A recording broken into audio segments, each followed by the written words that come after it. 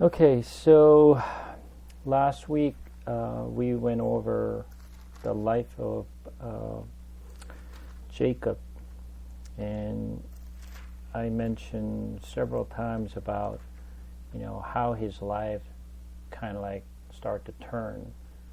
Um, so there's I showed you the spiritual graph versus his you know sort of the life in this place and how it changes. So as he received the blessings from God at Paniel, now his life has started to turn south, sort of. So we talked about after he settled in to the place where um, at the Sukkot, and his daughter Dinah was raped, and then his two sons Simeon and Levi just went to their town and destroyed their town. And then after that, Jacob lost his most loved wife, Rachel. And then his first son slept with his concubine, Bilhah. And then right after that, his father passed away, Isaac passed away. So we have a scene how his life changed. So we kind of questions and we wonder what happens to the blessing that he received, why his life is just turned south, that after he received so many blessings, why his life is turning down south. So through his life change, we have kind of tried to kind of feel how his life as his life changes, how he feels about his life, and whether he's feel that God is with him or God is not with him, whether it's been cursed or has been blessed. So he's probably contemplating, and then he's probably like struggling, and because of a lot of a shock that he had in his life. So in turn to chapter 36, all of a sudden, out of blue, it just talks about Esau's descendants. So we're just going to take a look at what this means. This is the count of Esau, that is Edom. The Esau took his wives from the women of Canaan, Adah, daughters of Elon, the Hittite, Oholibamah, the daughter of Anna, and granddaughter of Zibeon, the Hivites, also Basmath, daughter of Ishmael and sister of Nabaioth. Adah bore Eliphaz to Esau. Basmath bore Ruel, and Oholibamah bore Jush, Jalam, and Korah. These were the sons of Esau, who were born to him in Canaan. Esau took his wife and sons and daughters and all the members of his household, as well as his livestock and all his other animals and all the goods he had acquired in Canaan, and moved to land some distance from his brother Jacob. Their possessions were too great for them to remain together. The land where they were staying could not support them both because of their livestock. So Esau, that is Edom, settled in the hill country of Seir. This is the account of Esau, the father of Edomites, in the hill country of Seir. These are the names of Esau's son: Eliphaz, the son of Esau's wife Adah, and Ruel, son of Esau's wife Basmath. The son of Eliphaz, Teman, Omar, and Zepho, and Gatam, and Kenaz. Esau's son Eliphaz also had a concubine named Timnah, who also bore him Amalekite. These were grandsons of Esau's wife Adah, the sons of Ruel, Nada, Zerah, and Shammah, and Mizah. These were the grandson of Esau's wife Basmath. The sons of Esau's wife Oholibamah, daughter of Anna, the granddaughter of Zibeon, whom she bore to Esau. Jesh, Jalam, and Korah. These were the chiefs among Esau's descendants, the sons of Eliphaz, the firstborn of Esau, chief Teman, Omar, Zepho, Kenaz, and Korah, Katam, and Amalek. These were the chief descendants from Eliphaz in Edom. They were grandson of Ada, the sons of Esau, son Ruel, chief Nadan, Zerah, and Shammah, and Mizad. These were the chief descendants from the Ruel in Edom. They were grandson of Esau's wife Basmath. The sons of Esau's wife Oholibamah, chief Jesh, Jalam, and Korah. These were the chief descendants from Esau's wife Oholibamah, daughters of Anna. These were the sons of Esau, that is Edom, and these were their chiefs. These were the sons of Asir the Horite, who were living in the region: Lotan, Shobal, Zibeon, Anna, and Dishon, Ezer, and Dishan. These sons of Seir in Edom were Horites, chiefs. The sons of Lotan, Hori, and Homan. Timnah and Lotan's sisters, the sons of Shobal, Alvan, and Manahath.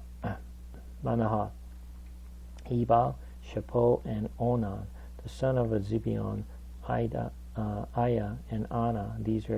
This is the Anna who discovered the hot spring in the desert while he was grazing the donkeys of the fathers of Zibeon. The children of Anna, Dishan, and Oholibamah, daughters of Anna, the sons of Dishan, Hemdan, and Eshban, and Ithran, and Karan, the son of Izard, Bilhan, and Zavan, and Alkan.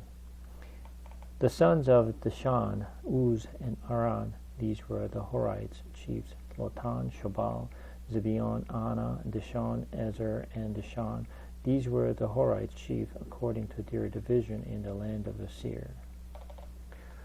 All right, this particular chapter 36. What do you think of this particular chapter? It has a lot of wives. Okay. A lot of sons.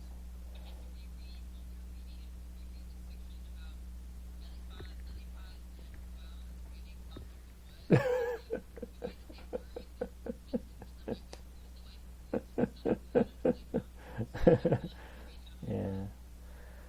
I mean, as we read this particular chapter, I get, questioned about, like, so why do I need to know all this? The names that I can barely, pronounce, or I don't even remember, who they are, how many children they had, do I really have to care about this? Is this something they're meaningful in this chapter? We have to think about this. Now, we are talking about Jacob and his life. And while we're discussing about his life into, chapter 35, and out of blue, it's just like this particular chapter was just kind of like inserted in the middle of Jacob's life. So why is this particular chapter in here, first of all? And second of all, what is the meaning of this particular chapter that we can barely understand what it means? Truthfully, who cares about, how many children and what their names were? Do you really care?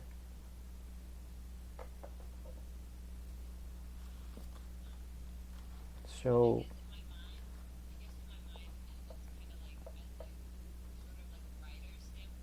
mm-hmm.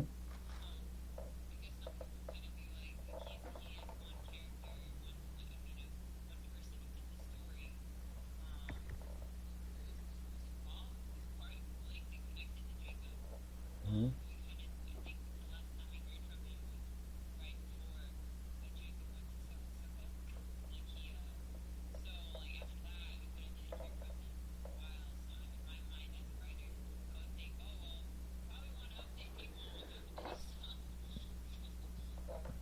Okay.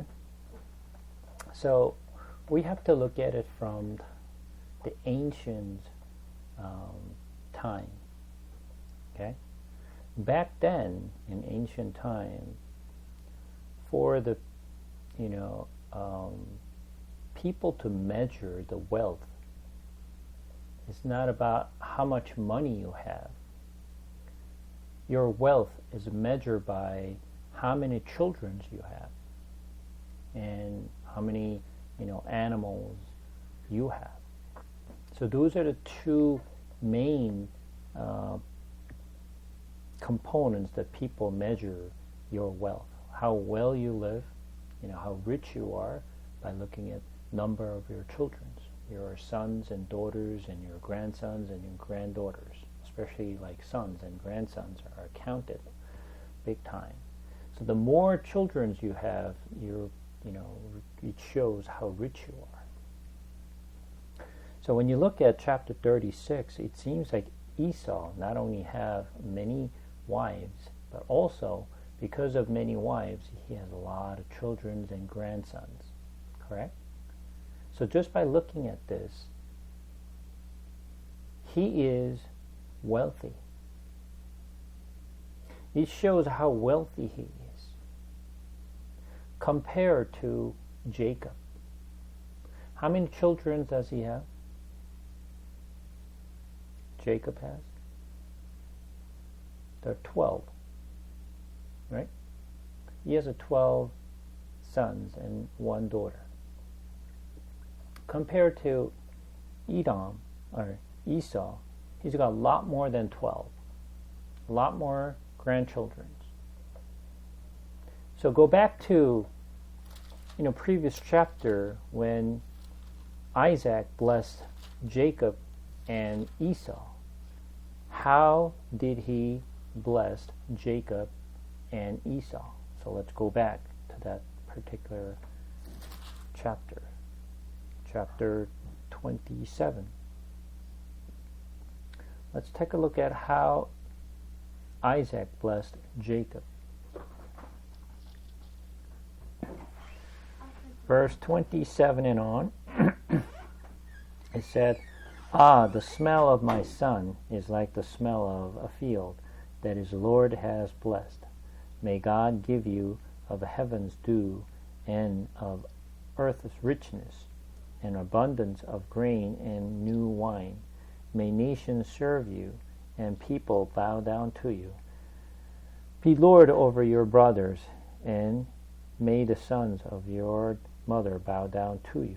May those who curse you be cursed, and those who bless you be blessed." Compared to Jacob, let's take a look at types of blessing that Esau received from Isaac. Verse 39 and 40. "You dwelling will be away from the earth's richness, away from the dew of the heavens above.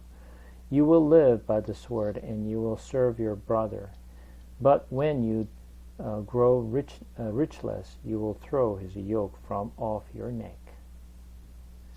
So just by looking at the blessing both Jacob and Esau received, does it really coincide with the blessing that both received? Compared to Jacob and Esau at this point, who's more rich?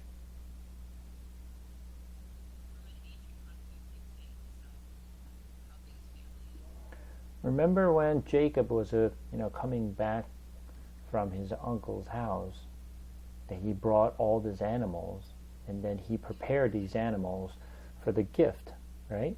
And then when Esau saw all the animals, and he said, "This is all yours, brother." And then Esau said, "What are these? I don't need these. You can keep it." Right? Remember that? So that means Esau has more animals than Jacob. So not only he has a lot of children, but he also has a lot of animals. So who's more richer? Esau. So then what's going on here? Is the blessing kind of swapped, or what does this really mean?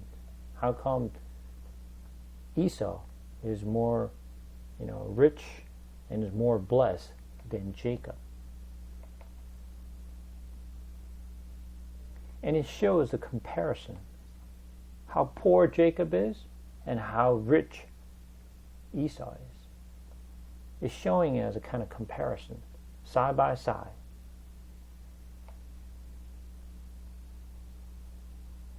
And on top of that, Esau is not going through the sufferings like Jacob is going through.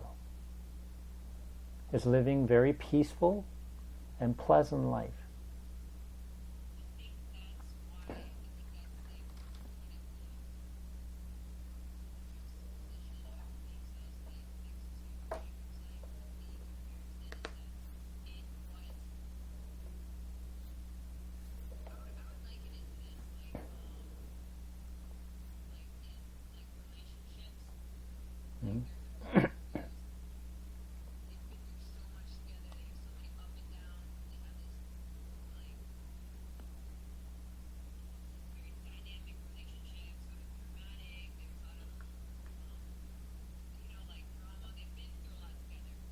Mm-hmm.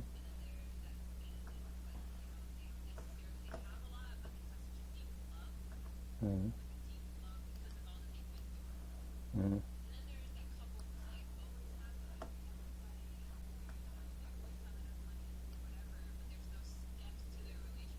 Mm-hmm.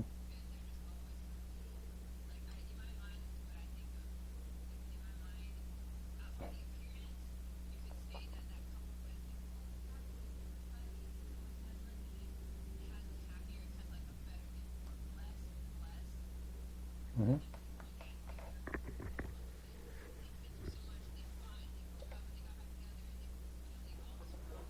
Mm-hmm. Mm-hmm. Right. Right. Right. So one of the things that we need to go ahead.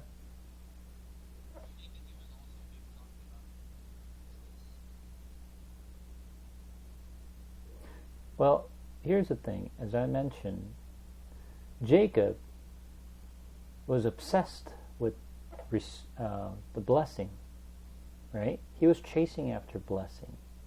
Now the things that we need to kind of understand here is, what is the definition of blessing? So what do we call as a blessing?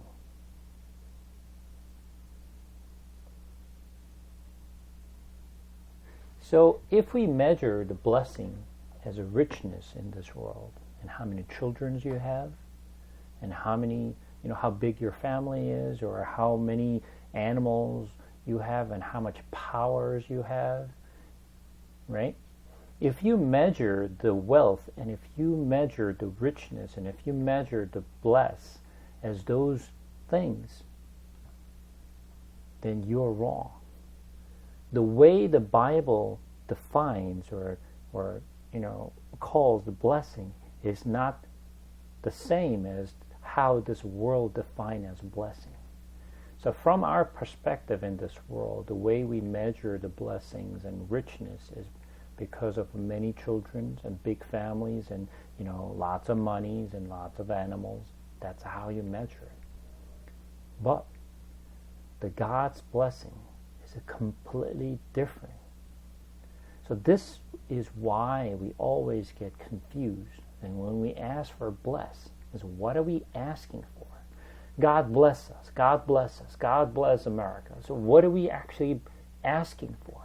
We're asking for richness of this world, not the spiritual blessing God pours onto us. That's how we have to separate. The God's blessing is a completely different than how this world defines as blessing. So from this perspective, from the worldly perspective, Esau is definitely blessed from this world's perspective. But from the God's perspective, his blessing is not a blessing at all. He's very poor. On the other hand, Jacob is, he's going through a difficult time of losing all he loves. What he once had, like this is my possessions. He always cared about what he has. He was trying to hold on to everything what he loves. But now, as you look in chapter 35, he started to lose those things that he loved so much. His daughter, he lost his son, he lost his wife, he lost his concubine and his first sons, he lost his father. So he's keep losing all this. How could this be blessing? We don't call this as blessing. We call it as a curse. But from the God's perspective, it is blessing. Why is a blessing? Is this. Why God is taking away that Jacob has in what he loves the most. Think about it this way. Let's say there are things that we can hold, or things that we can get help, or things that we can rely on in this world. And when the difficult time comes, we tend to rely on those things, right? Our friends, our families, and our neighbors, whoever we can just trust that we can go and that we know that we can get help from. We always contact them. We think about them. We call them. But what if you don't have any of those? You don't have a family near you. You don't have your friends near you. You don't have anybody you can trust. You're just alone. What do you do? The less you have, the more you're going to rely on God. The more you have, the more you're going to rely on them. The things that you know that you can get help from. Right? So which one is blessing? The more I have is blessing, or the less I have blessing? It is less I have is more blessing. Yeah? Why?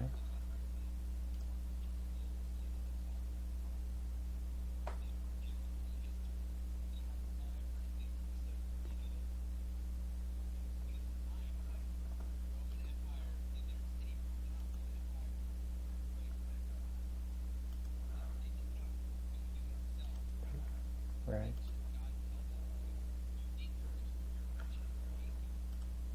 Exactly. Exactly. Yeah. So we're going to take a look at Psalm chapter 73. Yeah, Psalm 73.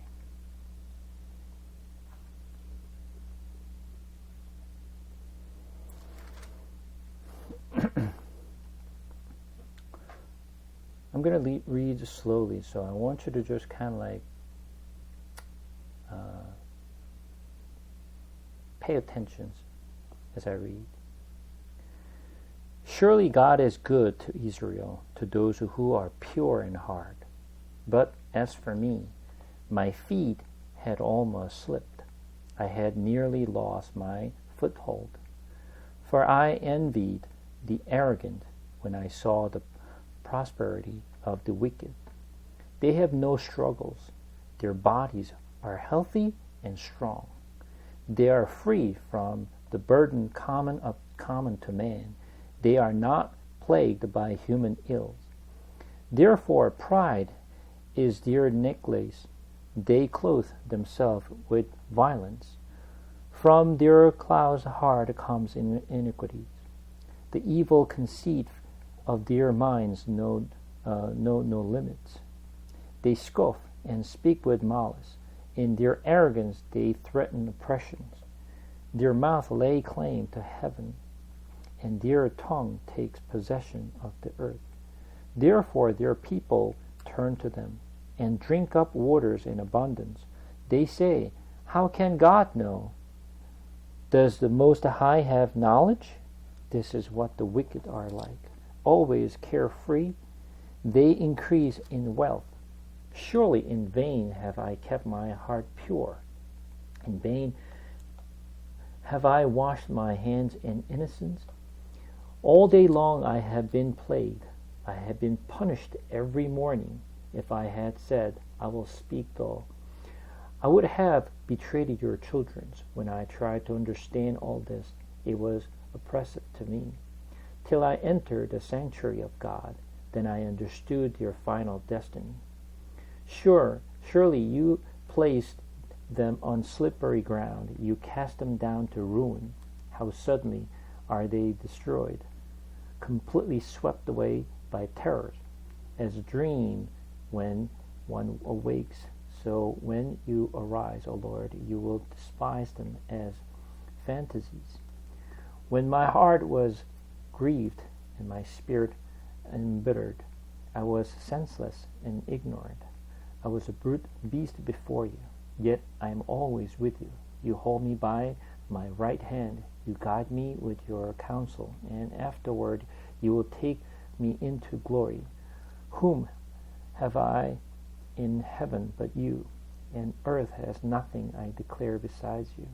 My flesh and my heart may fail, but God is the strength of my heart and my portion forever. Those who are far from you will perish.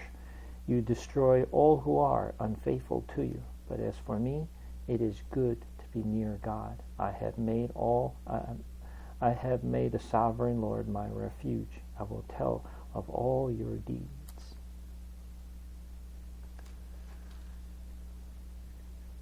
The Psalms of Asaph. And he couldn't understand. How come? And all these people who doesn't trust and they're wicked, they gain all this wealth. They have a peace. They live very well. There is no burdens, no illness. They live so pleasant life. So he couldn't understand. How come?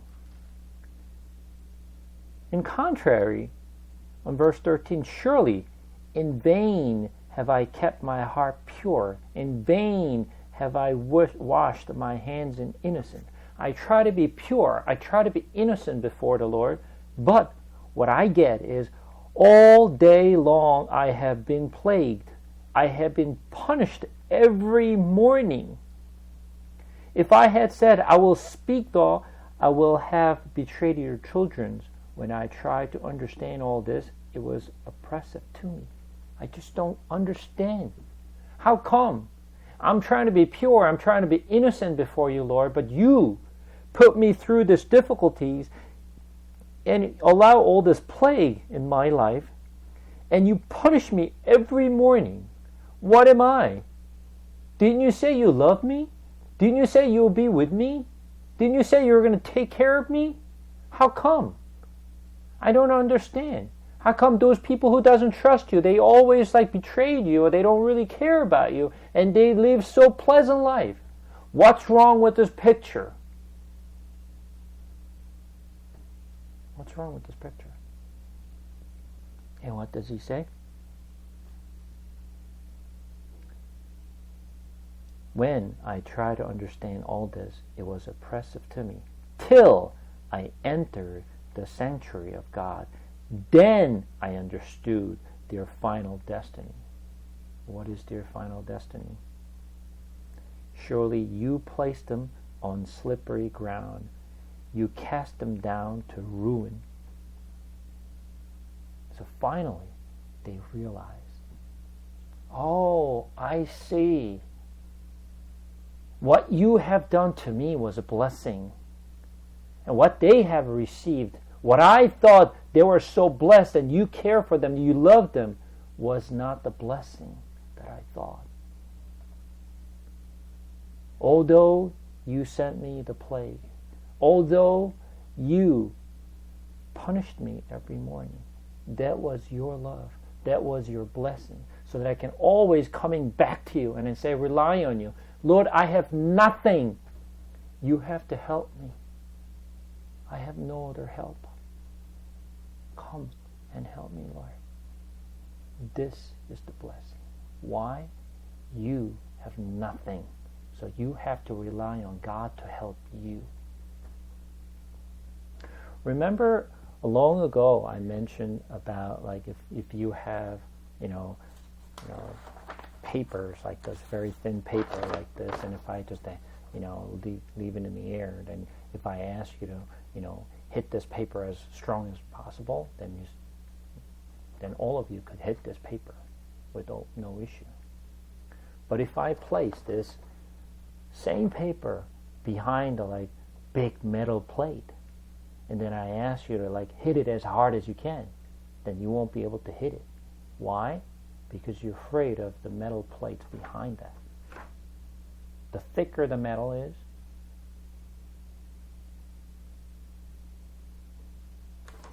you can't really hit that paper.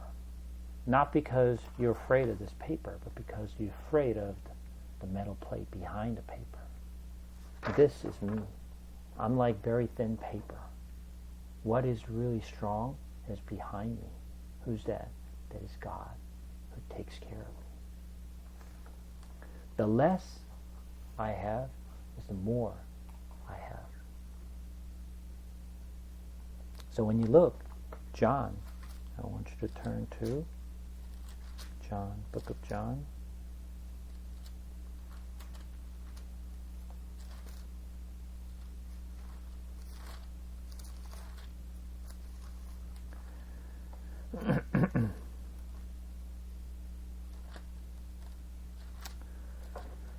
Let's see.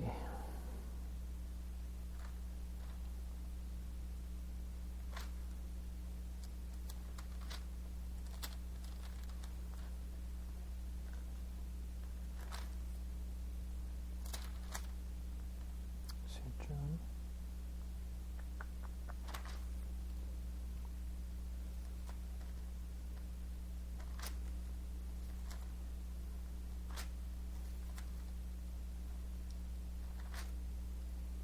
No, this is not John. No. Maybe not John.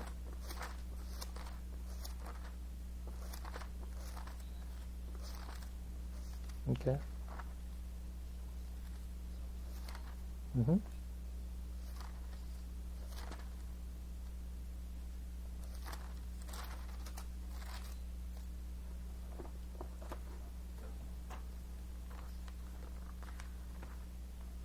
Mm-hmm.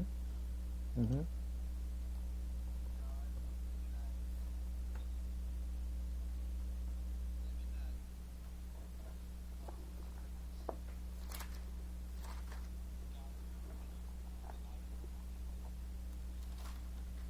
Absolutely. Yeah. Yeah. So I will explain a little more on this one. So I want you to turn to John chapter 3.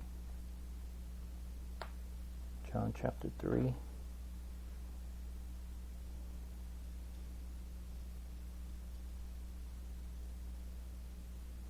Verse 30.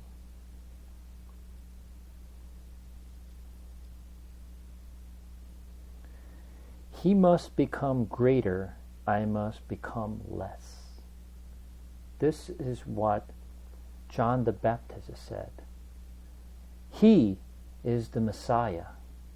I'm not the one who needs to receive attention from people. I'm nobody. The one who come after me is the greater one. So therefore, he must become greater and I must become less. When we do any of our work for the Lord, we cannot stand out. If people looks at me and say wow, you have done such a great job and you're a great person, if you are being praised, you're doing something wrong. When we do God's work, His name has to be praised, not me, not my work. His name and His work has to be praised, not me. So many of us are trying to take away all the glory from the Lord because I want to be glorified. I want to be praised.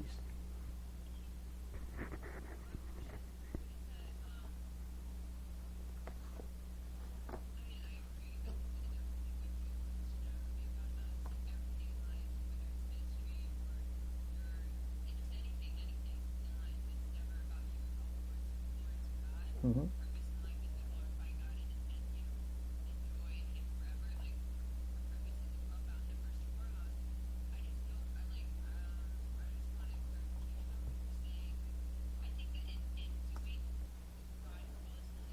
Mm-hmm.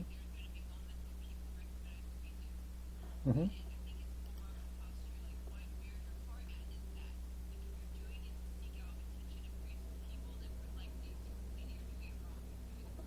Mm-hmm. Mm-hmm.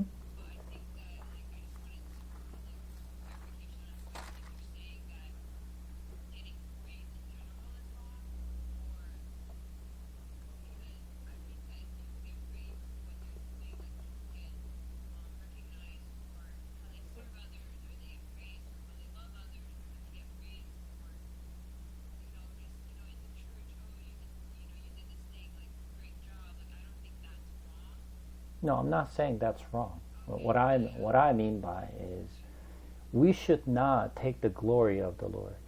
We're doing this because we're paying back for the grace that we have received. I'm doing this because I want to do something for Him. But is there something that I can do for the Lord? There's nothing that I can do for the Lord. He doesn't need my help. He can be glorified without me. Without my work, He still be glorified. He doesn't need my help. But I do this because I love Him. Because so much of grace that I have received that I want to give Him something. Because this is my heart.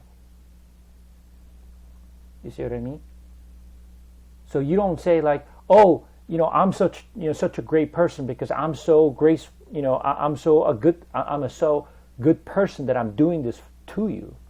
No, you're not. We should be like tapped in our shoulder and say like, you have done a good job. That's not your taking glory of the Lord, right?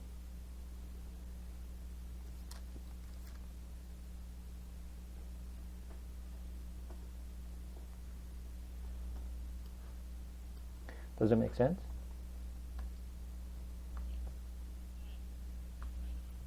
Okay.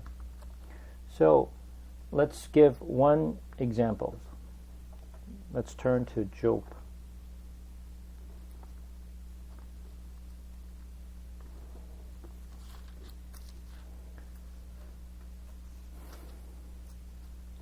Job did not do anything to deserve to receive all this plague or punishment from God, right?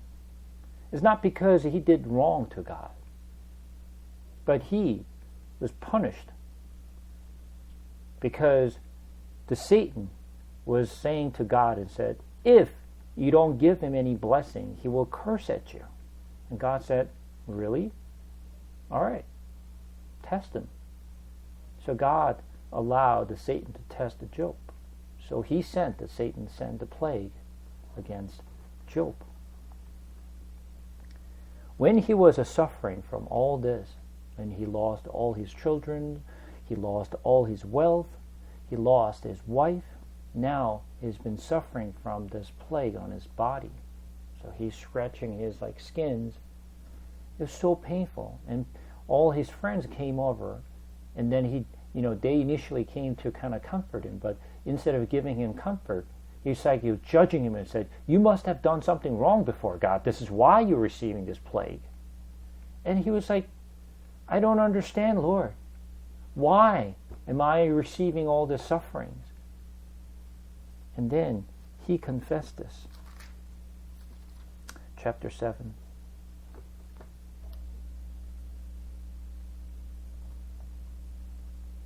Chapter 7, verse 17 and on.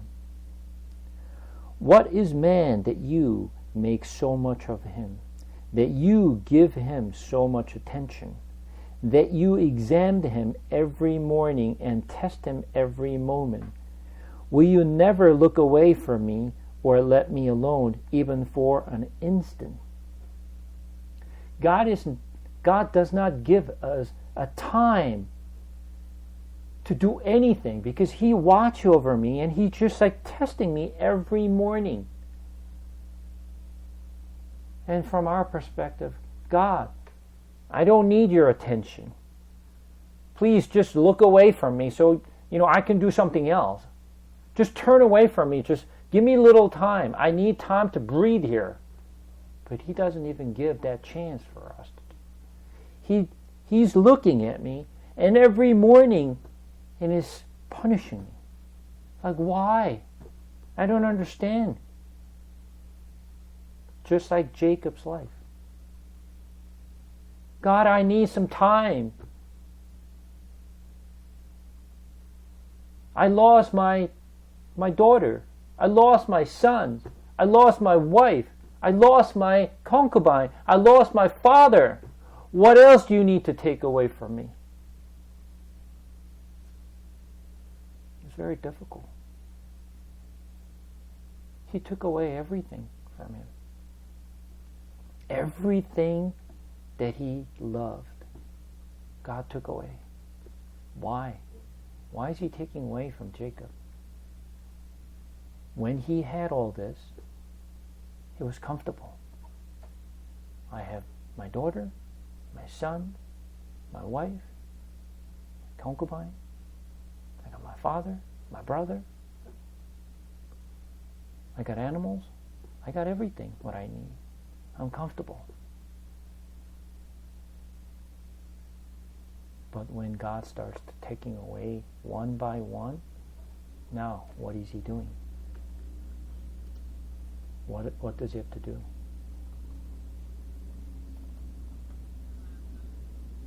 You have to rely on God, because you start to lose. Right? So, what did Apostle Paul confess in 1 Corinthians? Let's go to 1 Corinthians. No, 2 Corinthians. Sorry.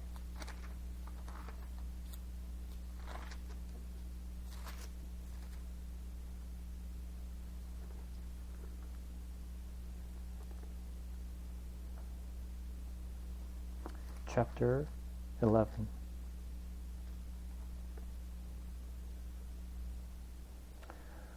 Second Corinthians chapter 11. We're going to read from verse 16. I repeat, let no one take me for a fool, but if you do, then receive me just as you would a fool, so that I may do a little boasting. In this little confidence boasting I am not talking as the Lord would, but as a fool, since many are boasting in the way the world does. I too will boast. You gladly put up with fools, since you are so wise. In fact, you even put up with anyone who enslaved you to, or exploit you, or takes advantage of you, or pushes himself forward, or slap you in the face. To my shame, I admit that we were too weak for that. What everyone else dares to boast about, I am speaking as a fool. I also dare to boast about. Are they Hebrews? So am I. Are they Israelites? So am I. Are they Abraham's descendants? So am I. Are they servants of Christ? I am out of my mind to talk like this. I am more. I have worked much harder, been in prison more frequently, been flogged more severely, and been exposed to death again and again. 5 times I received from the Jews the 40 lashes minus 1. 3 times I was beaten with rod. Once I was stoned. 3 times I was shipwrecked. I spent a night and a day in the open sea. I have been constantly on the move. I have been in danger from rivers, in danger from bandits, in danger from my own countrymen, in danger from Gentiles, in danger in the city, in danger in the country, in danger at sea, and in danger from false brothers. I have labored and toiled and have often gone without sleep. I have been known hunger and thirst, and I have often gone without food. I have been cold and naked. Besides everything else, I face daily the pressure of my concern for all the churches. Who is weak? I do not feel weak. Who is led into sin? And I do not inwardly burn. If I must boast, I will boast of the things that show my weakness. The God and the Father of the Lord Jesus, who is to be praised forever, knows that I am not lying. In Damascus, the governor under King Aretas had the city of Damascus guarded in order to arrest me, but I am lowered in the basket from a window in the wall and slipping through his hands. Is this a blessed life? Would you call it?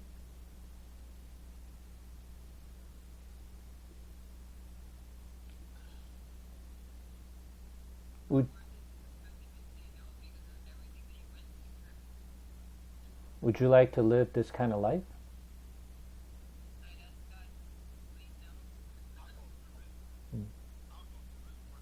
Yeah.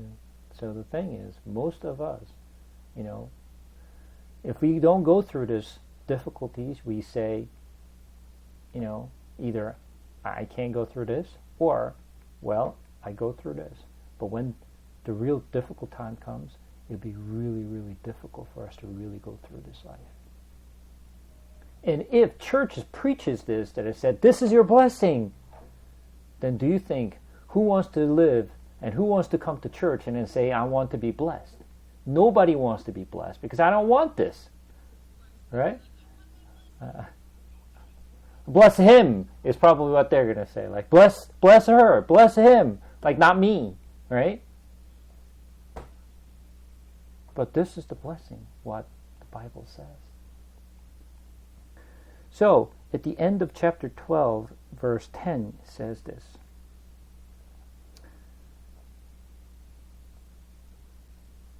That is why, for Christ's sake, I delight in weakness, in insults, in hardships, in persecutions, in difficulties. For when I am weak, then I am strong. This is where it comes. When I don't have anything, when I'm weak, I'm strong. Why? Because the less I am, the more God will appear in my life. But in our worldly life, it's opposite. We have to be strong, right? We have to be strong. Trust me, I can do this. I'm powerful enough to do this. I'm wise enough. I'm rich enough.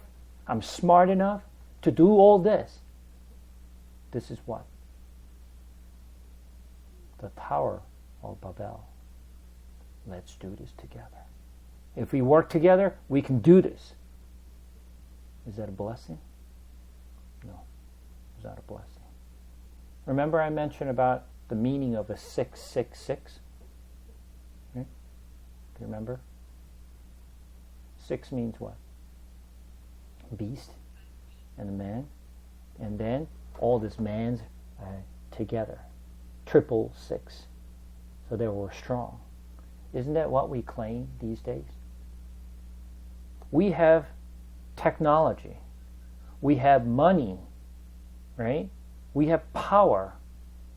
We got everything. What do we need a God for? We can do all this ourselves. We don't need God. So, people say we don't need God because we got everything what we need. We can continue to develop. We can continue to advance, right? We can work together. When we put together our heads, we'll be able to do this. Even if you can't do it today, maybe tomorrow. We hope that they will be able to do this tomorrow. We don't need God.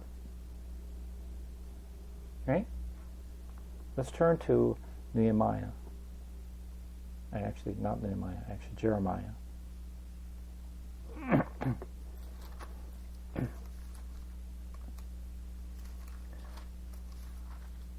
Jeremiah chapter 2.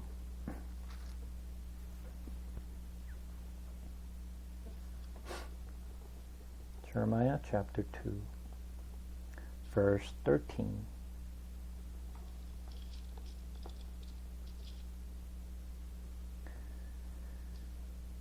My people have committed 2 sins. They have forsaken me, the spring of a living water, and dug their own cistern, broke cistern that cannot hold water. All right, I'm going to read again. My people have committed two sins. They have forsaken me, the spring of living water, and have dug their own cistern, broke cistern that cannot hold water.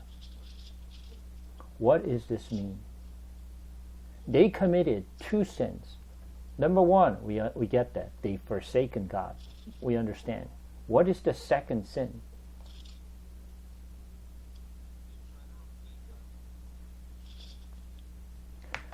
So, let's go back to the ancient days.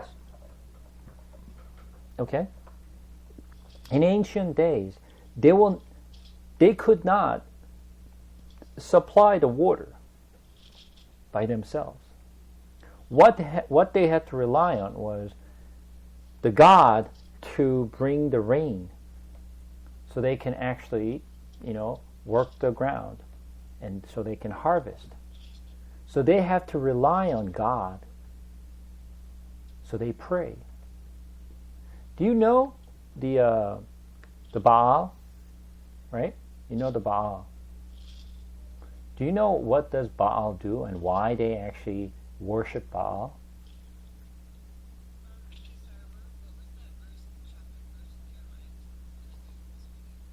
Jeremiah chapter 2, verse 13.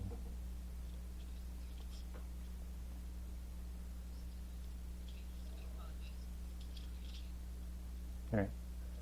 Where was I? Yeah. So, do you know why the ancient day, a lot of the Canaanites and all those, people worshipped Baal?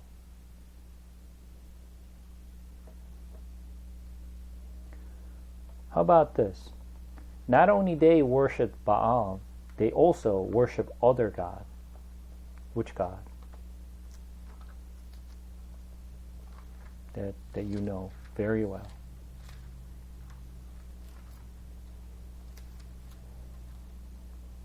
You don't know?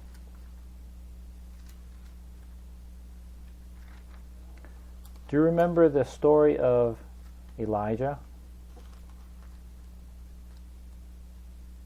You don't know? Let's go to 1 King. 1 King.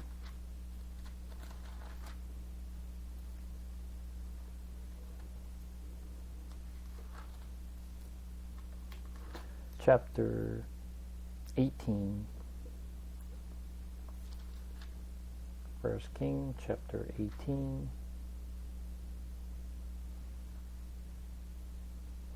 We're going to read from verse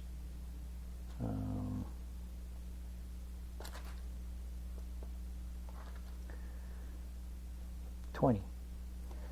So Ahab sent word throughout all Israel and assembled the prophets on Mount Carmel.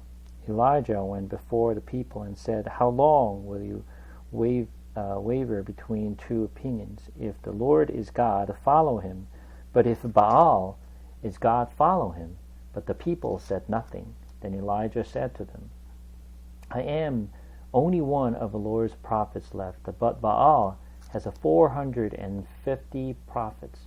Get 2 bulls for us. Let them choose one for themselves, and let them cut it into the piece and put it on the wood, but not set fire to it. I will prepare the other bulls and put it on the wood, but not set fire to it. Then you call on the name of your God, and I will call on the name of the Lord, the God who answers by fire. He is God." Then all the people said, What you say is good." Elijah said to the prophet of Baal, "Choose one of the bull and prepare it first, since there are so many of you. Call on the name of your God, but do not light the fire." So they took the bull given them and prepared it. Then they called on the name of Baal from morning till noon. "O Baal, answer us." They shouted, but there was no response, and no one answered, and they danced around the altar they had made. At that Elijah began to taunt them. "Shout louder," he said. "Surely he is God. Perhaps he is deep in thought, or busy, or traveling. Maybe he is sleeping or must be awakened." So they shouted louder and slashed themselves with sword and spear as was their custom until their blood flowed. Midday passed, and they continued their frantic prophesying until the time for the evening sacrifice. But there was no response. No one answered. No one paid attention. Then Elijah said to all the people, "Come here to me." They came to him, and he repaired the altar of the Lord, which was in ruin. Elijah took 12 stones, one of each of the tribes descended from Jacob, to whom the word of the Lord had come, saying, "Your name shall be Israel."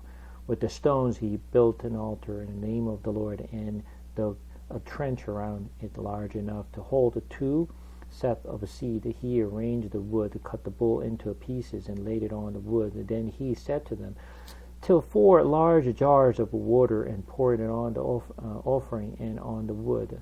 "Do it again," he said, and they did it again. "Do it in a 3rd time," he ordered, and they did it in the 3rd time. The water ran down around the altar and even filled the trench. At the time of sacrifice, the prophet Elijah stopped forward and prayed, "O Lord God of Abraham, Isaac, and Israel, let it be known today that you are God in Israel, and that I am your servant, and have done all these things at your command. Answer me, O Lord, answer me, so that people will know that you, O Lord, are God, and that you are turning your hearts back again." Then the fire of the Lord fell and burned up the sacrifice, the wood and stone and the soil, and licked up the water and trench. When all the people saw this, they fell prostrate and cried, "The Lord, He is God!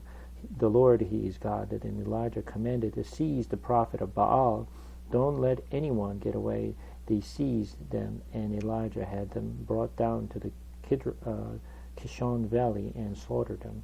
And Elijah said to Ahab, "Go eat and drink, and for this is the sound of heavy rain." So Ahab went off to eat and drink.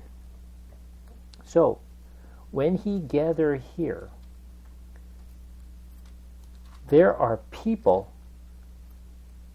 to actually come to worship the Baal. But not only Baal, you probably heard of Ashtaroth, which is a woman goddess. So the Baal is the king, or the god of the heaven, and Ashtaroth is the goddess of this earth. When they are together, okay, what they do, what they believed in ancient day, is that these 2 god and goddess are together, and they have sex in front of the people. And when they have a sex, and when they got to the point, as climax, and then the Baal is going to ejaculate.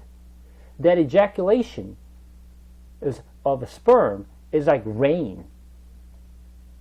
That's why they believe the Baal and Ashtaroth, that, if we believe them, they will going to bring the rain on us. Do you understand why? And there were godly prostitutes in the altar. Why? Because they have a group sex in front of the Baal, the statue of Baal. So to make the Baal and Ashtaroth so they can unite it. So that was the belief of the ancient day. So that's why they had, those girls, right, by the altar. They actually they pay the money to have a sex with them in front of that altar. Do you understand? Yeah, if they do that kind of, group sex in front of the Baal, so what they believe is Baal and Ashtaroth has looked down on them as they are having sexual, behavior, And they wanted to have the sex with Ashtaroth, the god and goddess. And then eventually, the more ejaculations we'll have, the more rains we're going to receive. Do you understand?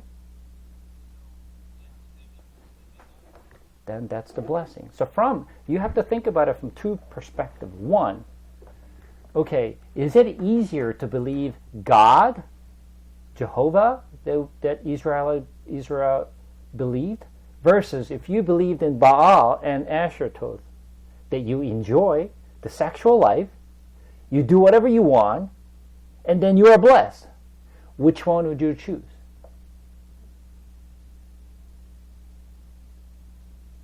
It's all sacred, behaviors. This is worship for them. I want you to think about this one.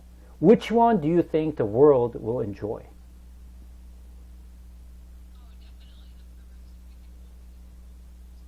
Exactly.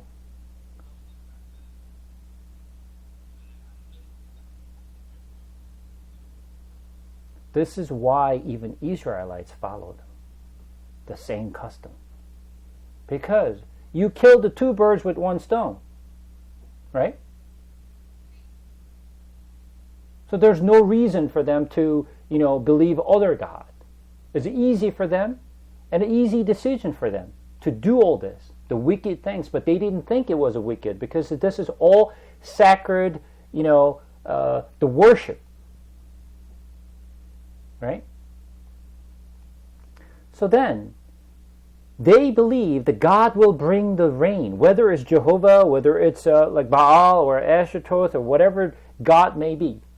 Okay? So back then, because they could not supply their own waters or draw water from other places, they had to wait for God to bring the rain.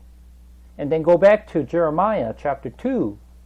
They have sinned two sins. Number one, first of all, they forsaken God. And second, you dug up the cistern. Why? What for? So what they start to think is, oh, you know what? Why do we have to wait for God to bring the rain down?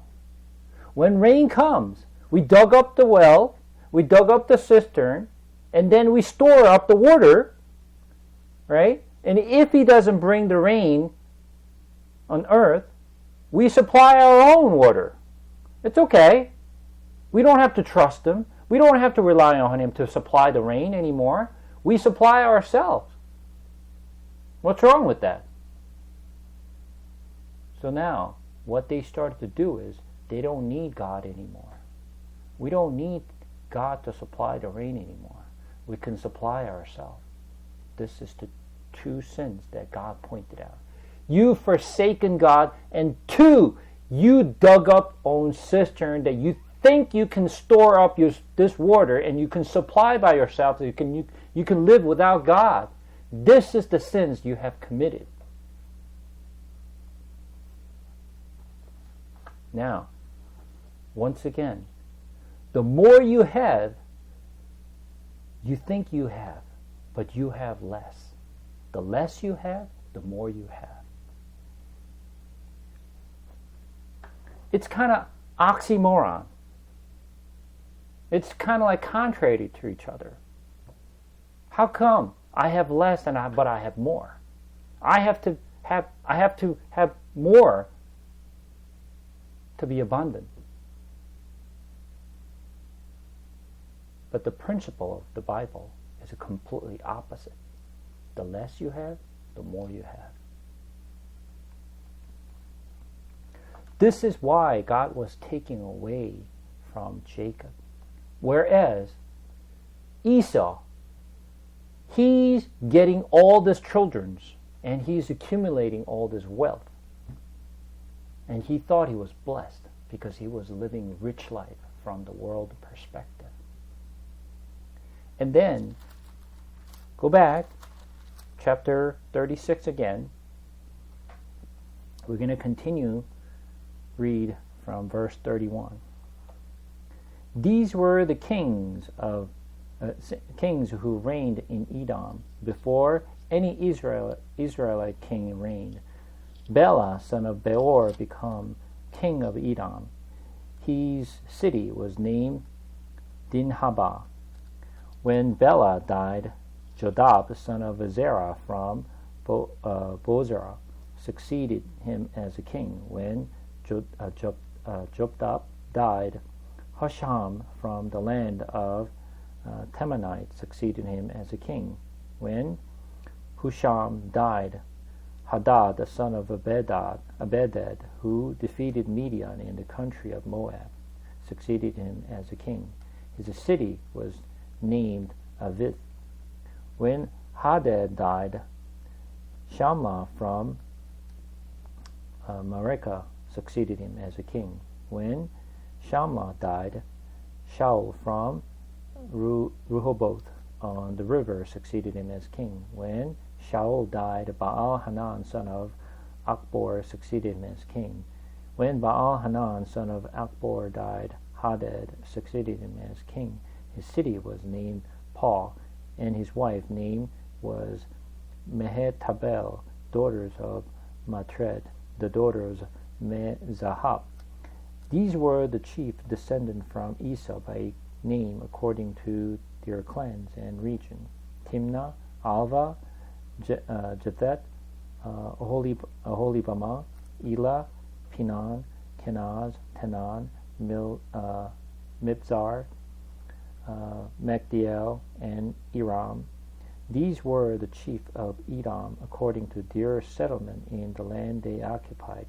This was Esau, the father of the Edomites. So, when you read from verse 31 through 43, what do you see?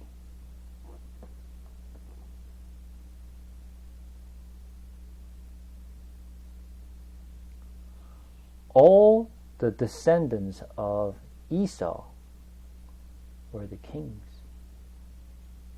They're all kings. Compared to Jacob, does he have his own land? Does he have his own country? Did he become a king? No. He was a wanderer, right? He was moving around from place to place. He couldn't settle in one place.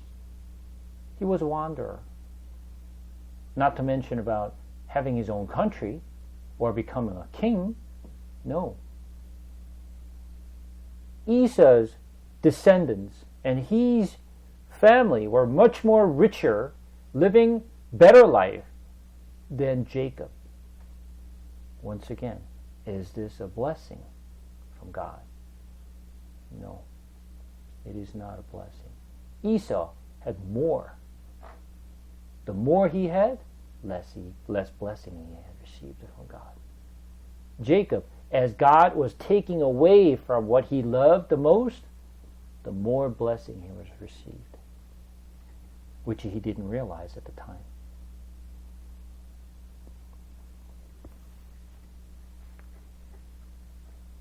Continue on, chapter 37. Jacob lived in the land where his father had stayed, the land of Canaan. This is the account of Jacob.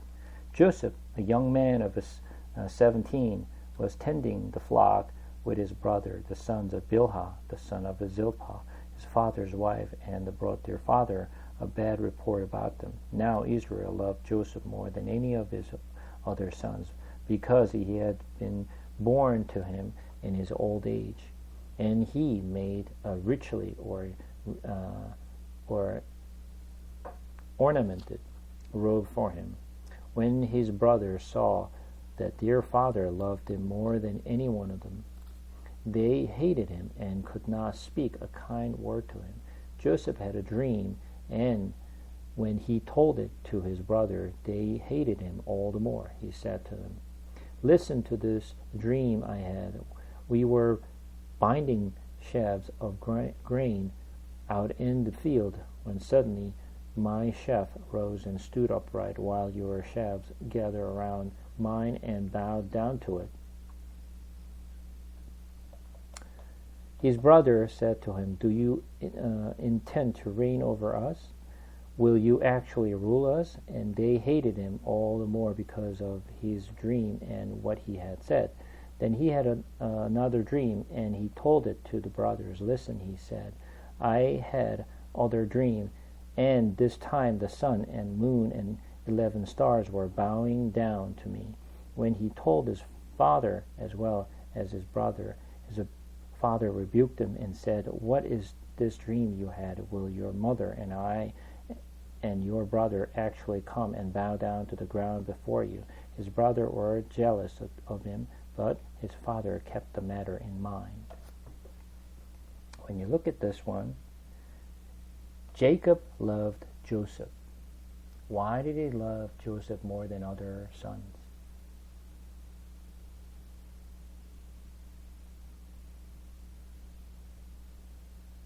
Because he was the youngest?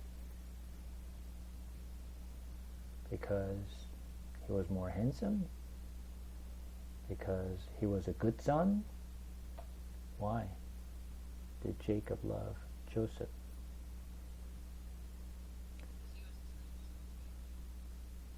Well, other sons, Benjamin was even younger.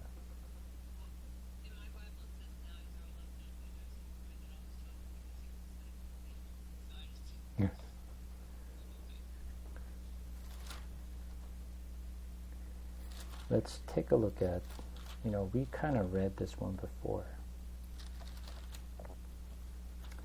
Let's go to chapter 33. Chapter 33, we're going to read from verse 1 and 2. Jacob looked up, and there was Esau coming with his 400 men. So he divided the children among Leah, Rachel, and 2 maidservants. He put the maidservant and their children in front, Leah and her children next, and Rachel and Joseph in the rear. Where did he keep Joseph? Correct. Joseph was loved because he was son of Rachel, because he loved her the most. Remember, he spent 14 years to just get Rachel. Jacob loved her so much. And because of his love for Rachel, he loved all his sons from Rachel. That's why he loved Joseph more than any other children. So, Joseph was loved, right?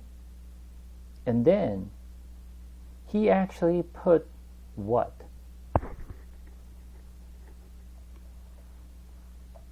He made a richly ornamented robe for him, right? Special clothes for just Joseph, not to others. And then while others were tending the sheep and other animals, he was just staying home with his father. He loved Joseph the most. And then because the father, Jacob, loved him the most, every other sons were very jealous. And on top of that, he had a dream. And then he was telling his brothers about the dreams that he had. And everything was bowing down before him. And said, what is this dream that you have? You're saying that we're going to bow down and we're going to serve you? So of course, his brothers are going to hate him. But he didn't know that his brothers were hated him. But one thing that we need to pay attention here, about his dream, right? About his dream. His dream was what? What was his dream?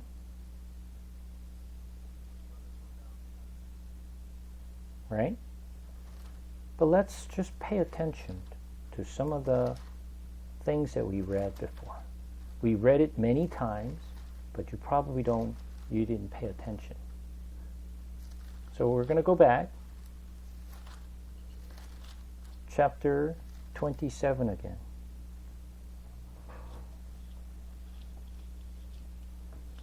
Chapter 27 again. We're going to read verse 27 and on again. As Isaac blessed Jacob. Ah, the smell of my son is like the smell of a field that the Lord has blessed. May God give you of the heaven's dew, and of earth's richness, an abundance of grain and new wine. May nations serve you, and people bow down to you. Be Lord over your brothers, and may the sons of your mother bow down to you. May those who curse you be cursed, and those who bless you be blessed. Do you see something here?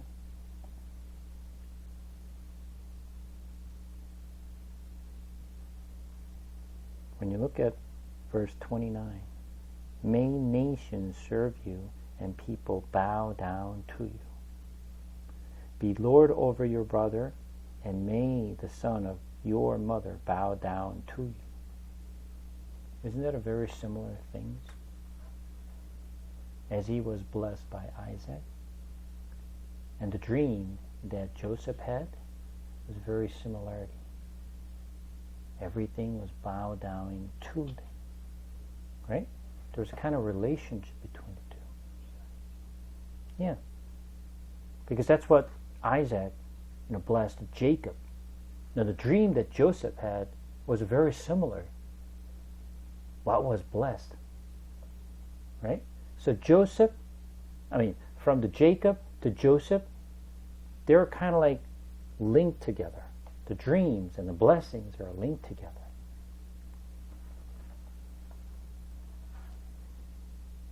So, first of all, his father, Jacob, put on the cloth, a special ornamented cloth on him. What is this cloth? We learned about cloth. The special cloth. What is that?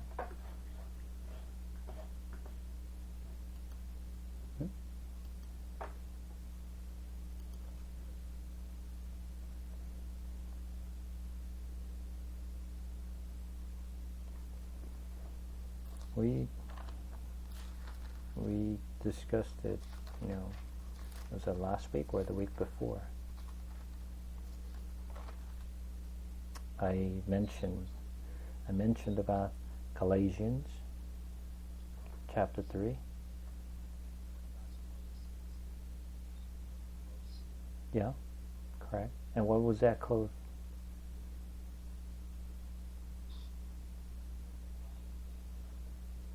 Galatians chapter 3 said what?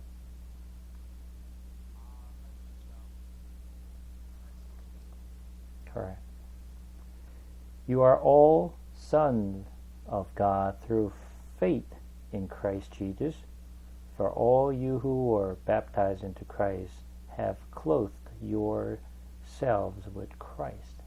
So this cloth was like Christ. Jacob put on a special cloth, the ornamented cloth over Joseph to make him special. Right? And I want you to kind of link this together. It's like God, the Father, has clothed Jesus over his loved Son. And later on, what happens to Joseph? His brother hated him and was going to kill him. Right? They were going to kill him. That was their plan. And then, who was the one who sold and who actually tried to kill Joseph? It was brothers. But out of all the brothers, who was the one who was leading those efforts?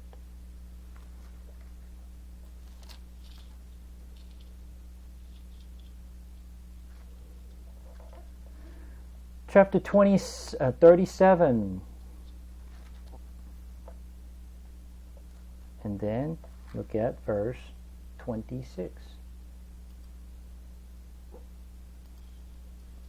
Who is that?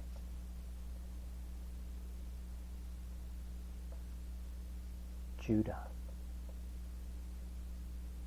Judah is the one who leading that effort.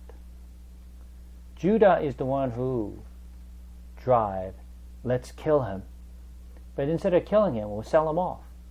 And he's the one who put on the animal's blood over his clothes.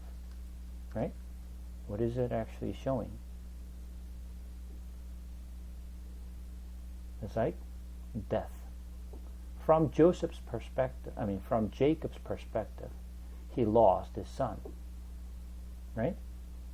He thought his son was dead. Correct? And then he was sold to where? To Egypt.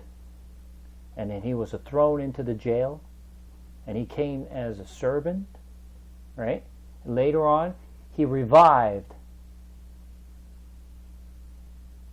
as what? He was the commander of Egypt. So when you look at the story, what does that kind of like remind you?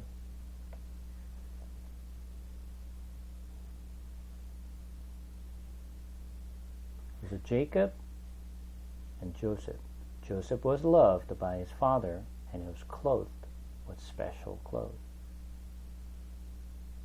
But he's the one who was hated by the brothers, and Judah is the one who sold his brother Joseph, out to Egypt and served. He became a servant, and then he was put into like jail, right? And then he revived as a commander. What this kind of story tells you? It's very similar to the story of Jesus Christ. Right? Jesus was sold as what? Sold by what? Judah, the Israelites, right? Judeans. Right?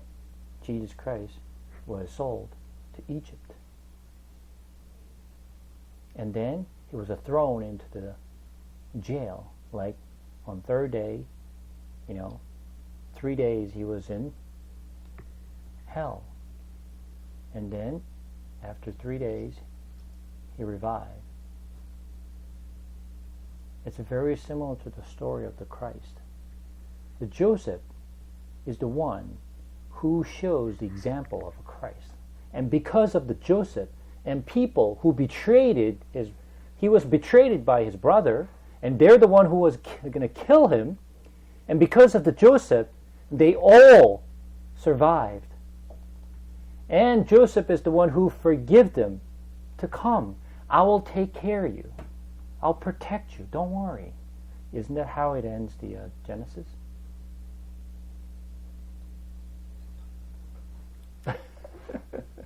But you'll be able to actually kind of like map this. Because this is like a, it's a very similar story. It's like a shade. When you look at the shade, you can't really tell what this is. By looking at your shade, I can't tell who's who, right?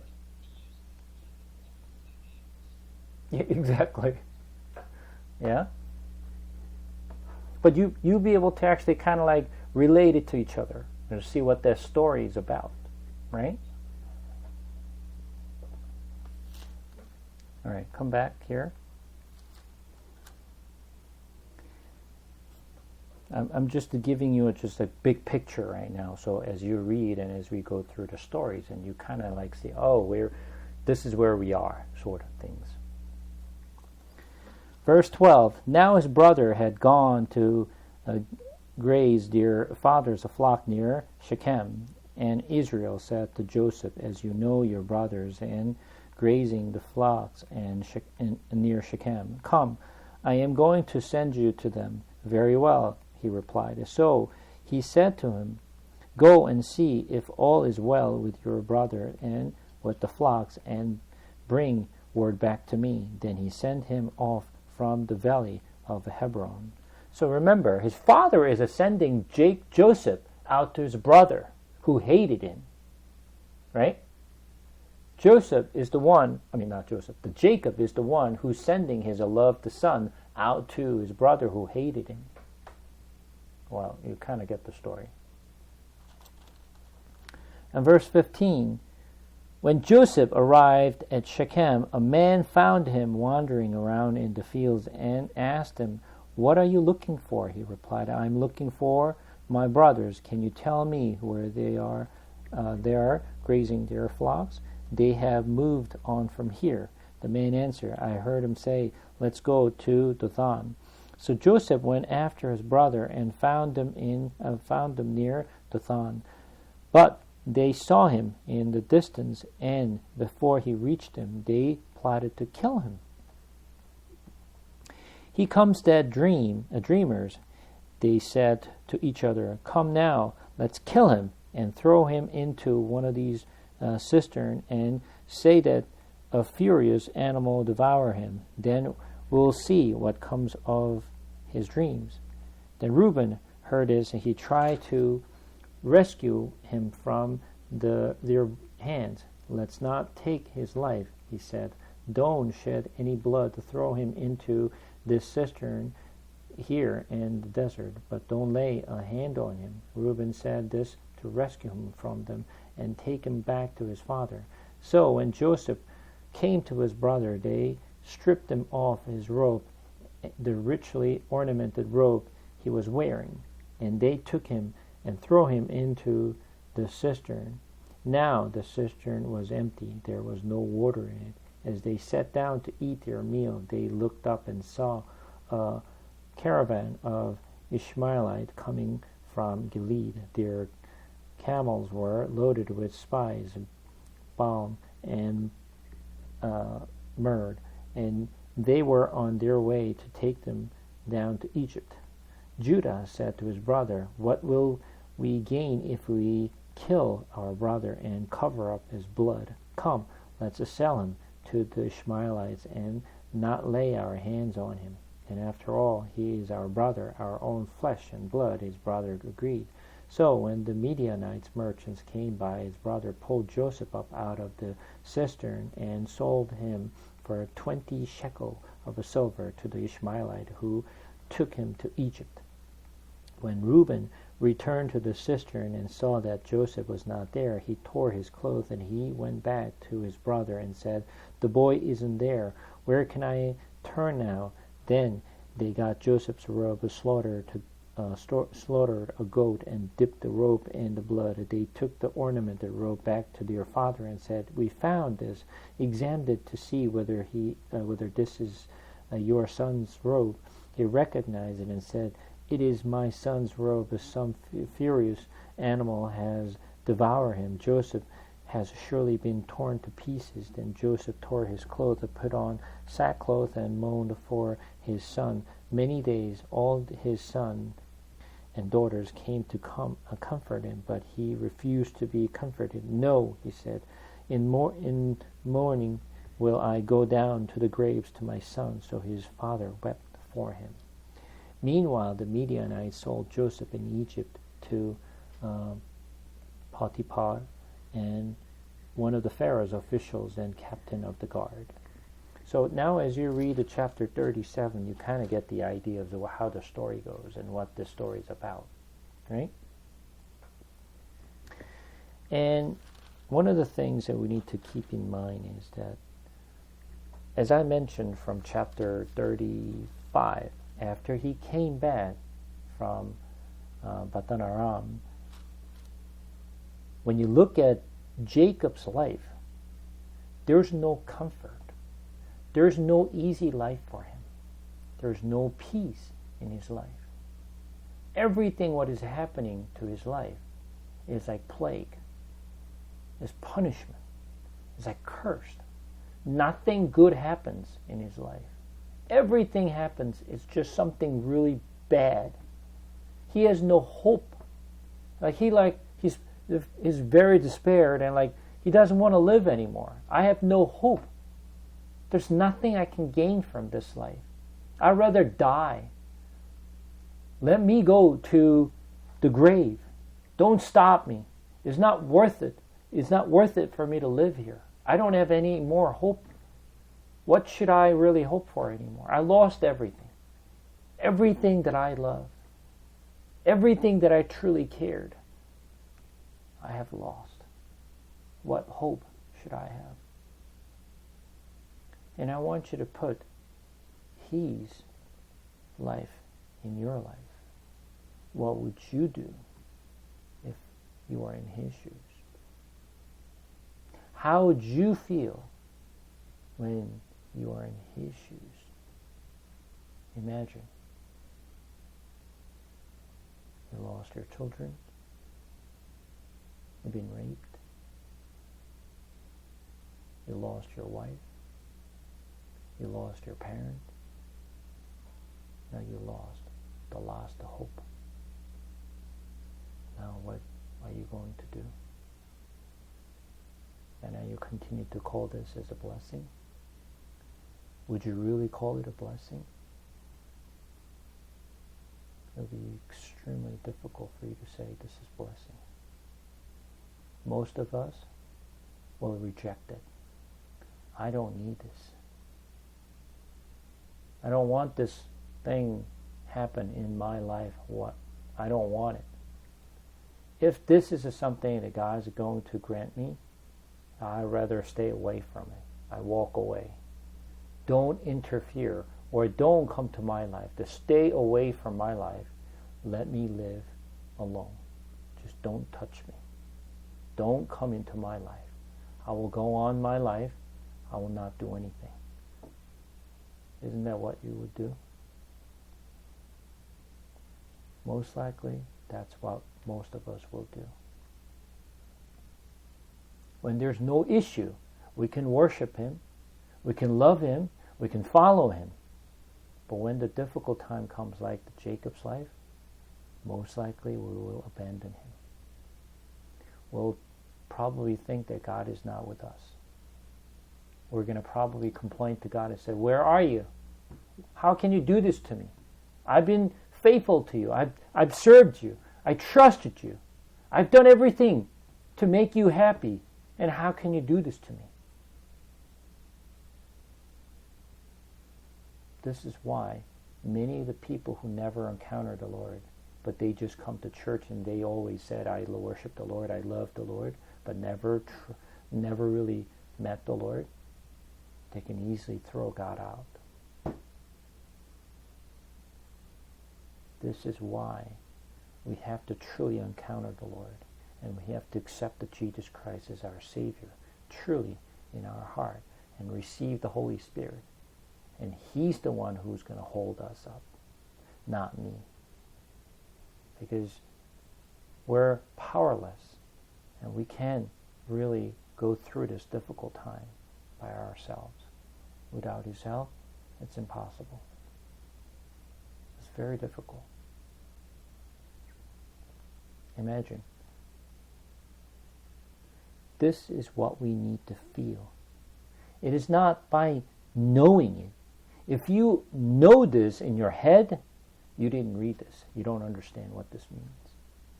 You have to feel it in your heart.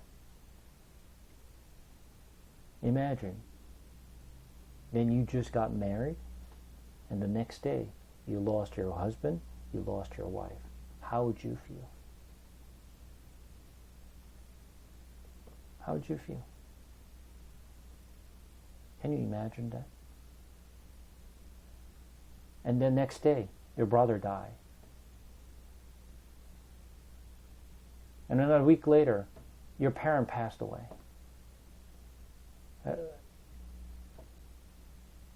Can you, even think? I don't think I can even think. Remember I mentioned about the, hymns? All is well, all is well. Remember I told you about his story?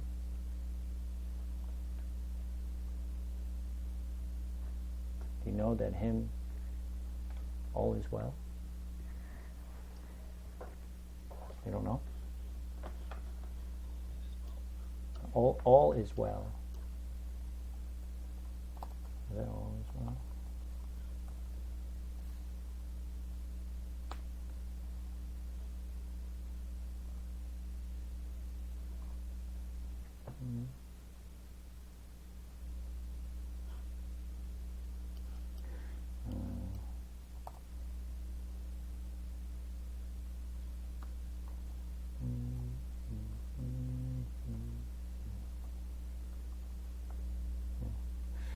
That the lawyers of Chicago, he sent his wife and his 3 daughters to Europe, and then while they were actually in the ship, their ship sunk, and he lost all his daughters, and his wife was barely survived from their ship.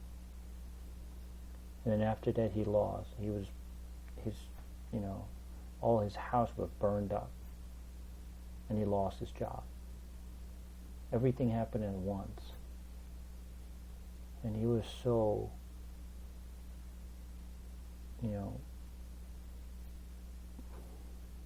shocked by all the incident that happened in his life.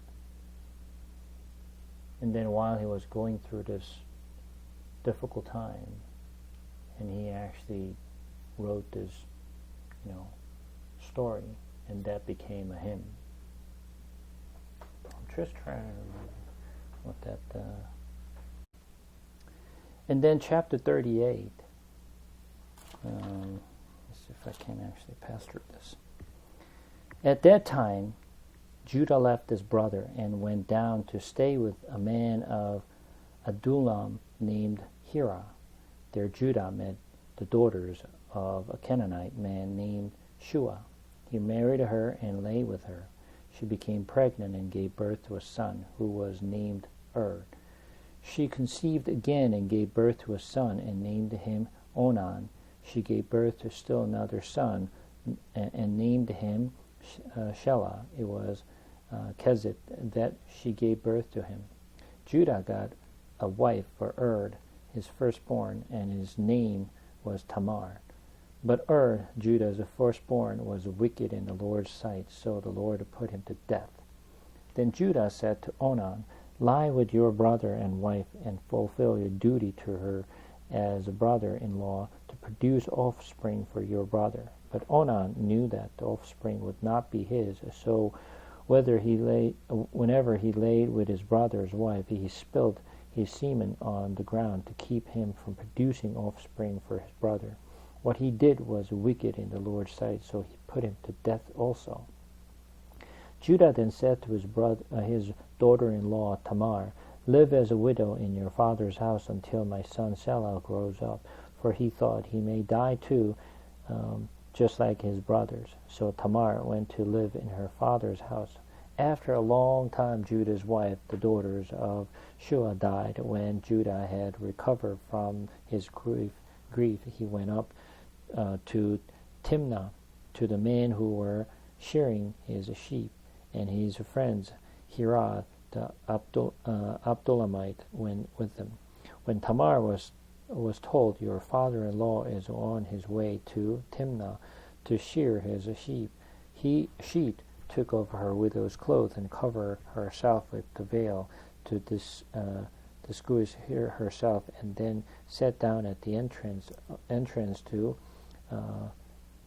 Enaim, which is on the road to Timnah, for she saw that though Shelah had now grown up, she had not been given to him as his wife. When Judah saw her, he thought she was a prostitute, for she had covered her face, not realizing that she was his daughter-in-law.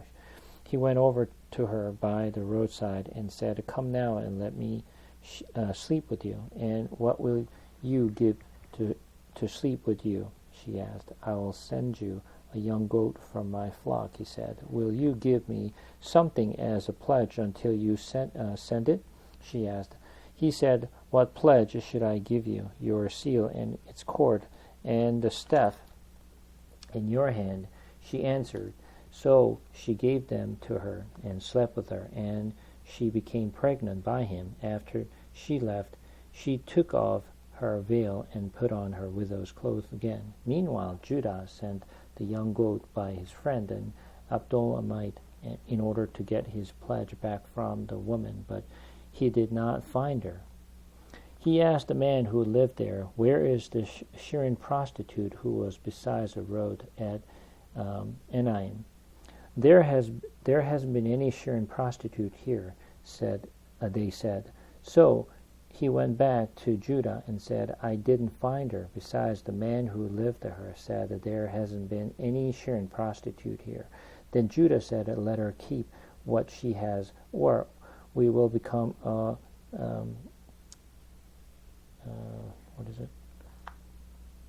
laughing stock. After all, I did send her this young goat, but you didn't find her." About 3 months later, Judah was told, "Your daughter-in-law Tamar is guilty of prostitution, but as a result, she is now pregnant." Judah said, "Bring her out and have her burned to death." As she was being brought out, she sent a message to her father-in-law, "I am pregnant by the man who owes this." She said, and she added, "See if you recognize whose seal and cord and staff these are." That Judah recognized and said, "She is more righteous than I, since I wouldn't give her to my son Shelah, and he did not sleep with her again." When the time came for her to give birth, there was a twin boy in her womb. As she giving birth, one of them put out his hand, so the midwife took a scarlet thread and tied it on his wrist and said that this one came out first. But when he drew back his hands, his brother came out, and she said, "So this is how you have broken out." And she was named Perez. When his brother, who had the scarlet thread on his wrist, came out, and he was given the name Zerah. So this is the story of Judah and Tamar. When you read this story, we kind of questions how should we take this? What is the story that really what is this story really telling us? What is God really wants us to know from this story? Why this particular chapter 38? It was all about Judah. So the Bible was talking about Jacob's life, and from the Jacob's life, it all of a sudden started to talk about Joseph, and now Joseph, now Judah. What is this all about? What is this story of Judah? There are a few things we have to know this. Remember I mentioned that Judah is the one who sold his brother Jacob. And then after Judah saw his father was moaning and was crying because he lost his loved son Joseph. From Joseph's incident, you need to kind of put yourself in Judah's perspective now. How would you feel when you look at your father and he's moaning and he's like he wants to die because of his sons, and you're the one who caused this? How would you feel as a son that you're watching your father, almost like, wants to die? How would you feel? Very guilty, right? You will feel guilty. He could not watch his father moaning day after day. He wants to die because he lost his hope. There's nothing left for him. I have no hope here. I'd rather die. And I think I will feel the same way. And Judah, watching his father suffering, he could not watch anymore. So he left the house. This is why he left father's house and went to other place. And now, when you look at chapter 38, at that time, What time? After he saw his father was suffering. Judah left his brother, so he left his house because he could not stand and he could not watch his father moaning for day after day because of him. So he went down, and then he met with Adullam and named the hero his friend. There Judah met the daughter of a Canaanite man named Shua. Now, who did he meet and who did he marry to?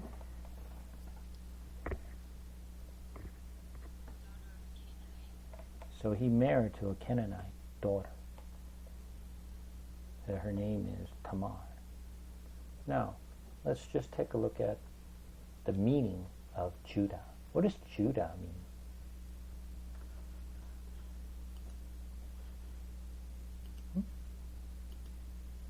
We studied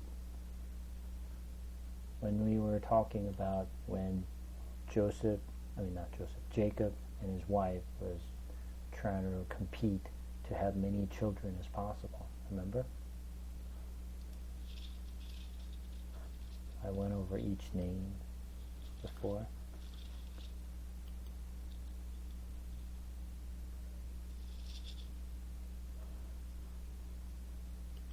Judah.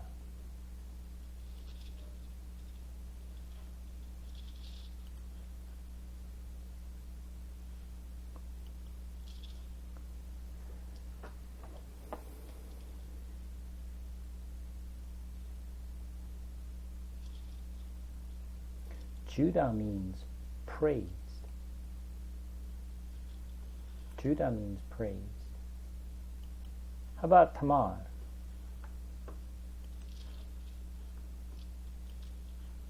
Tamar means come from Tomor. Tomor means palm tree. I want you to think about it. Palm tree and praise.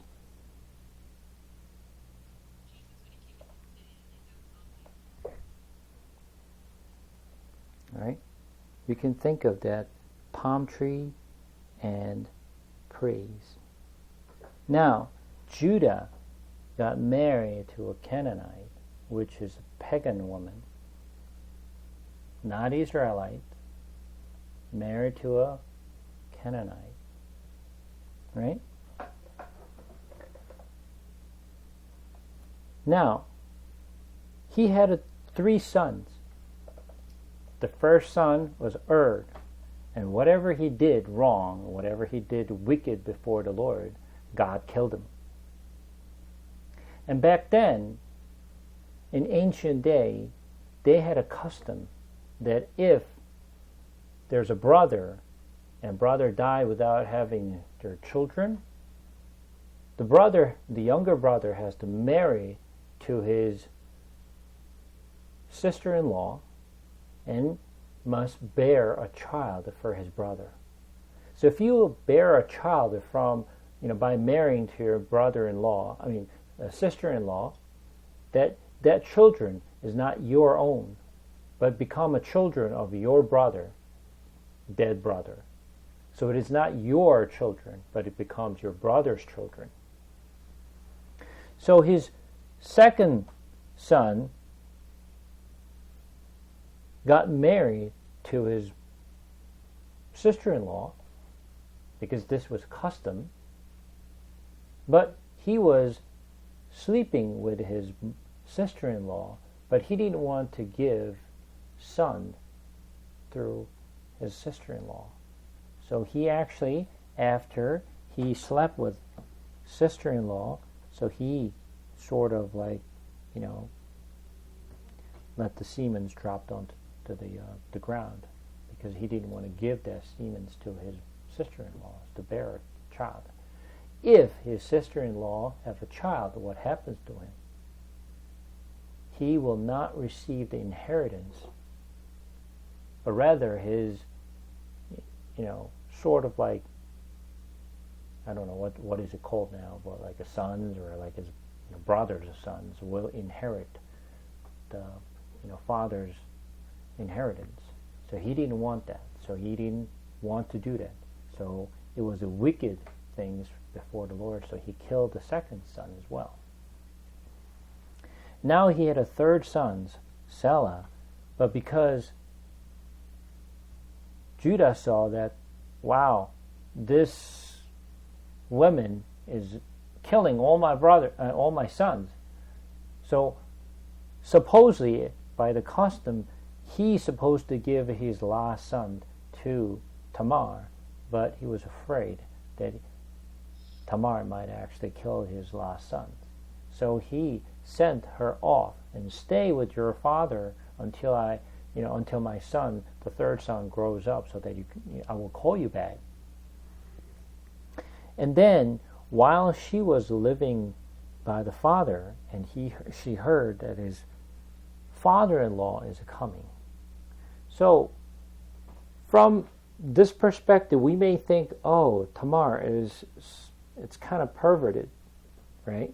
Maybe she wanted to just to have, she needed a woman. She needed a man. But that's not that. From their perspective, from ancient days' perspective, woman's duty is to have a children for her husband. It is woman's duty to making sure that their descendants continue. So it is not sexual desire that she had to wanted to sleep with a man, but she wanted to have a child for her husband. So, since his father-in-law would not give his last son Selah to her, so she decided to actually sleep with her father-in-law, which is like, what? It's like, we don't understand. It's like, it doesn't make any sense for us. But that is what happened to Tamar. So, when you look at this one, you saw this one, right? Jacob was looking for a woman, but where was he looking for a woman? When you look at the scripture, he says, what? Prostitute, but Shirin prostitute. Remember I mentioned the Baal and Ashtaroth? They have prostitute near the temple, near the altar.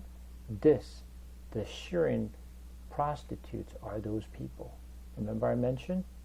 They have they pay to buy the woman and have sex in front of the statue. Right? This is the one. The Shirin prostitute. So who did Judah sleep with? It was a Tamar, but he didn't know, right? But literally, Judah was sleeping with what? He thought the woman he was sleeping with was what? Shirin prostitute. Shirin prostitute, right? So I want you to kind of think about Judah married to a Canaanite woman. Judah is sleeping with Shirin prostitute, although it was Tamar. Right? I want you to kind of relate this, as I continue to explain. And then Tamar wanted to have a child for his past husband, so she slept with his father-in-law, because there's no other way, because Judah is not giving his sons, the last son, to her. So she plotted to sleep with her father-in-law to have a child. And then he paid. He said, I will pay them, I'll give you the animal later. And then she asked her, what can you get me so that you promise that you're going to give me this? So I'll give you my staff, I will give you this, or I'll give you that. But later on, Judah heard her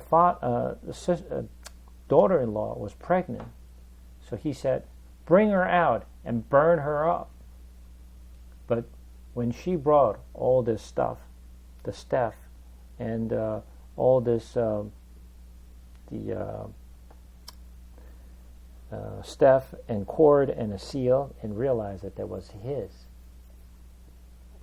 And then he said, Judah recognized them and said, she is more righteous than I, since I wouldn't give her to my son Salah, and he did not sleep with her again.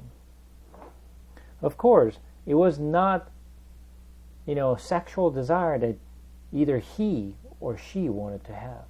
It was just continuations of having a children. So when you look at first chapter of Matthew, there is the genealogy of a Christ. When you look at the genealogy of the Christ, there are a few women in this genealogy. You have to understand that in Israelites or Jewish custom, they don't put woman's name in genealogy because they don't treat woman as, like man. So there shouldn't be any woman's name in genealogy at all.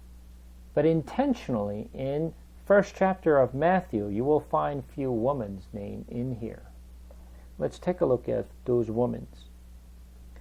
The first pagan woman is, when you look at verse 3, Judah, the father of Perez and Zerah, whose mother was Tamar.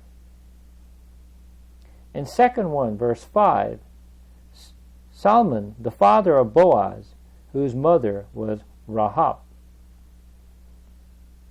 And mother was Rahab, Boaz, the father of Obed, whose mother was Ruth. Right? So, Tamar, Rahab, Ruth, and then continue on. David was the father of a Solomon whose mother had been Uriah's wife. So, Uriah's. So, fourth, and then last one was who? Mary, the mother of Jesus Christ. So how many women? Tamar, and then Rahab, Ruth, Uriah's wife, and Mary. There are 5 women. Did I ever go over this number 5 before? Or I didn't? You don't remember? Eventually I'm going to cover this number 5. Number 5 means grace. And I will explain why number 5 is grace. But we have to get to the Exodus to explain why number 5 is grace. But just...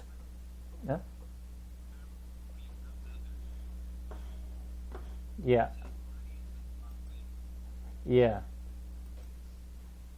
So I'm going to talk about all this number. I talked about number 6. I talked about number 7.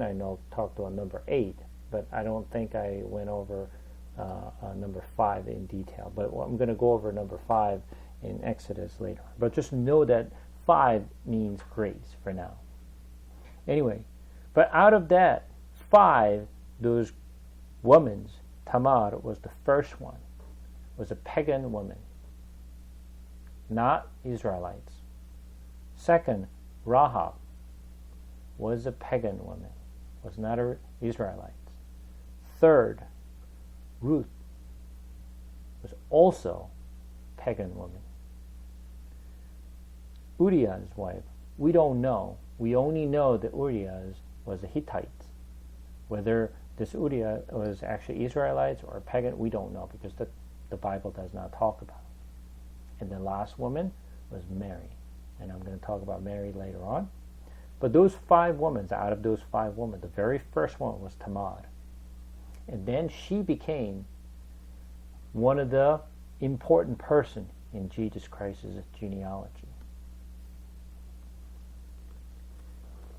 And Judah and Tamar, from reading the story of chapter 38, it's little, disgusting. It is not a story that we can just that we can easily accept. It is very, not an easy thing for us to accept. But this is how Jesus actually comes. So I want you to think about this. If a man is writing this book, would you write this kind of story in the scripture? Or would you actually replace this with something nice? If it is a man wrote this book, it will remove the sections off and then replace with something nice. But Bible does not exclude this story, but rather it actually puts this story in the middle of the Bible. Why? Because God is teaching us something. What is He teaching us?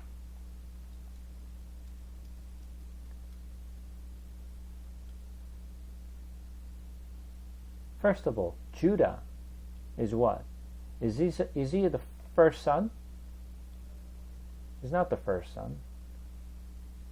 He's the fourth son, right? And then Judah is the one who sold his brother, right? So he doesn't seem to be a righteous guy either, right? But God used Judah and bring Jesus through his line. Why not Joseph's line? Why Judah?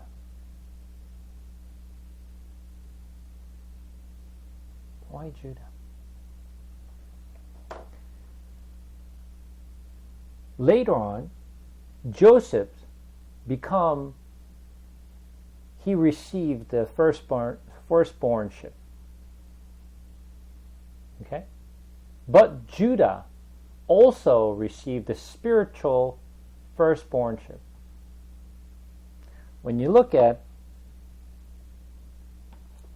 1 Chronicle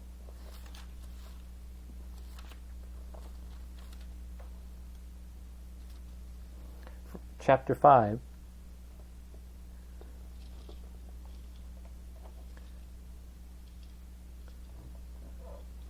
First Chronicle chapter 5, it says, the sons of Reuben, the firstborn of Israel, he was the firstborn, but he was, when he defiled his father's marriage bed, his rights as the firstborn were given to the sons to Joseph, son of Israel. So he could not be listed in the genealogy record in accordance with his birthright. And through Judah was the strongest of his brother, and ruler came from him. The rights of the firstborn belonged to Joseph, the son of Reuben, the firstborn of Israel. So Joseph took the firstborn right, but at the same time Judah took spiritual firstborn rights. And then Jesus came through Judah's line, not through the Joseph's line. I mentioned that the Bible talk about something strange. Never ever the firstborn became a chosen one. Right? There's only one person who became the firstborn as a firstborn and chosen one. Who's that?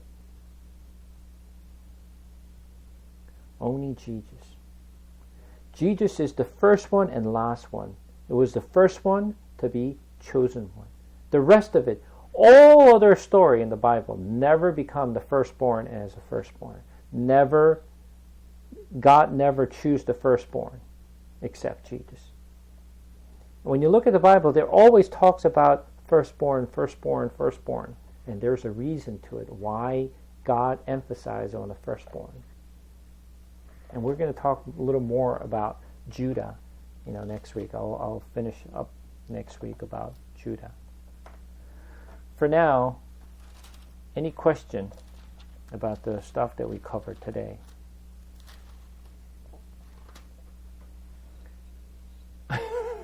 We cover a lot. Yeah, we cover a lot. It's